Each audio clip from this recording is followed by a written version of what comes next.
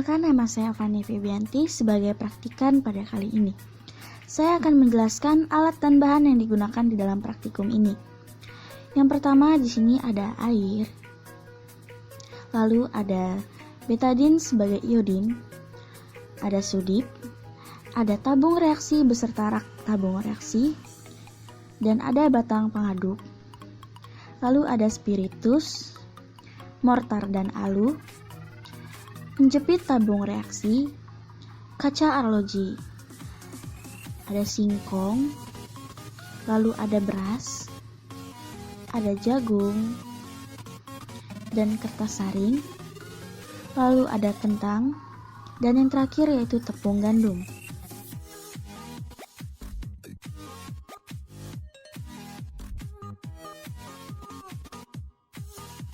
Pertama-tama kita masukkan jagung ke dalam mortar dan ditumbuk dengan alu hingga halus.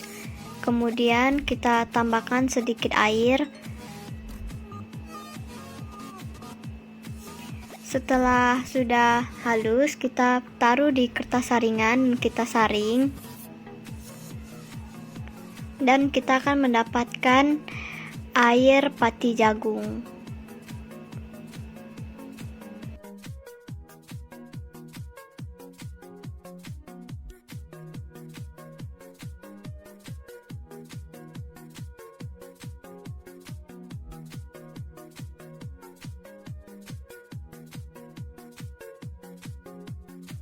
Yang kedua, kita lakukan hal yang sama dengan beras. Kita masukin ke dalam mortar dan kita hancurkan dengan alu dan ditambahkan sedikit air.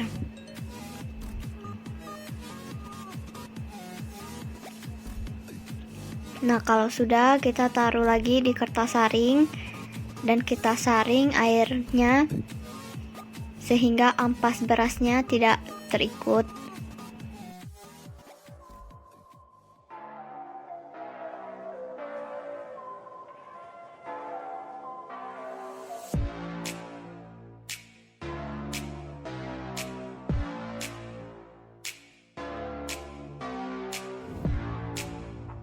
Kemudian kentang, kita masukkan kentangnya ke dalam mortar dan dihancurkan dengan alu dan ditambahkan sedikit air. Kemudian lakukan juga, kita letakkan ke kertas saring agar ampas kentangnya tidak terikut.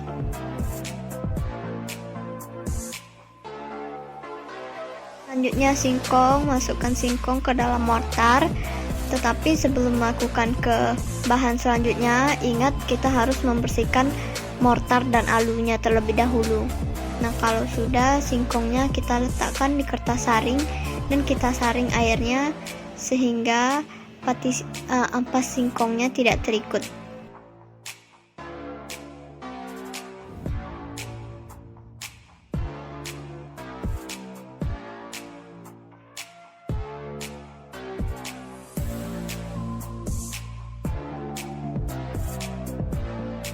Setelah air tadi mengendap, kita buang air yang tersisa dan kita biarkan mengering sehingga kita akan mendapatkan pati yang akan kita gunakan untuk mengamati. Masukkan pati singkong ke dalam tabung reaksi dan beri air secukupnya, lalu dikocok hingga homogen. Pati yang telah diberi air berwarna putih susu. Selanjutnya, masukkan pati kentang ke dalam tabung reaksi.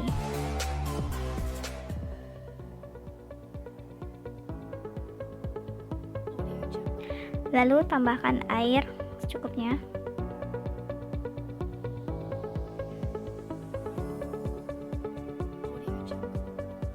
Kemudian kocok hingga homogen.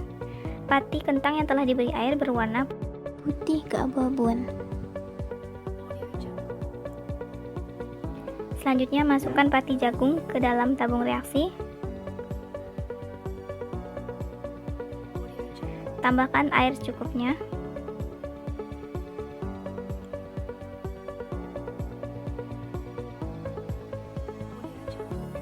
Kocok sampel hingga homogen.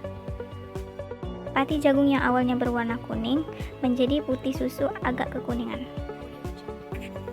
Selanjutnya, masukkan pati gandum ke dalam tabung reaksi. Kemudian tambahkan air secukupnya. kocok hingga homogen. Pati gandum yang telah diberi air berwarna putih keruh. Terakhir, masukkan pati beras ke dalam tabung reaksi.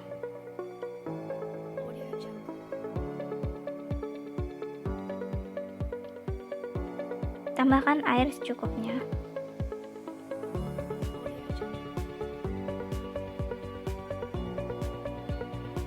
Lalu kocok hingga homogen. Pati beras yang telah diberi air berwarna putih susu.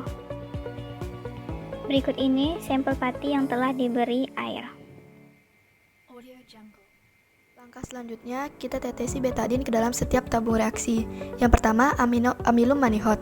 Terjadi perubahan warna dari putih susu menjadi ungu pucat. Kemudian, tabung yang kedua yaitu amilum solani. Setelah dikocok, terjadi perubahan warna dari putih keabu-abuan menjadi ungu kehitaman. Tabung selanjutnya yaitu amilum maidis. Setelah dikocok, terjadi perubahan warna dari putih susu menjadi warna ungu. Kemudian tabung yang keempat yaitu amilum tritisi. Terjadi perubahan warna setelah dikocok, yaitu dari putih keruh menjadi ungu tua. Kemudian tabung yang terakhir yaitu tabung amilum orizae. Terjadi juga perubahan warna setelah dikocok, yaitu dari putih susu menjadi ungu tua.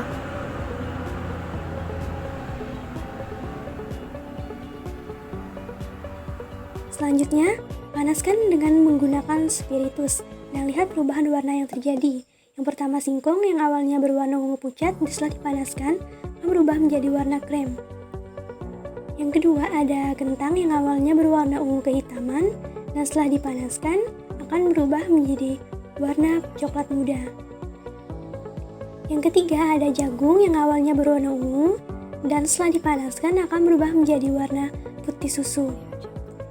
Yang keempat, ada gandum yang awalnya berwarna ungu tua setelah dipanaskan akan berubah menjadi warna putih kekuningan. Yang kelima, ada beras yang awalnya berwarna ungu tua setelah dipanaskan berubah menjadi warna putih susu.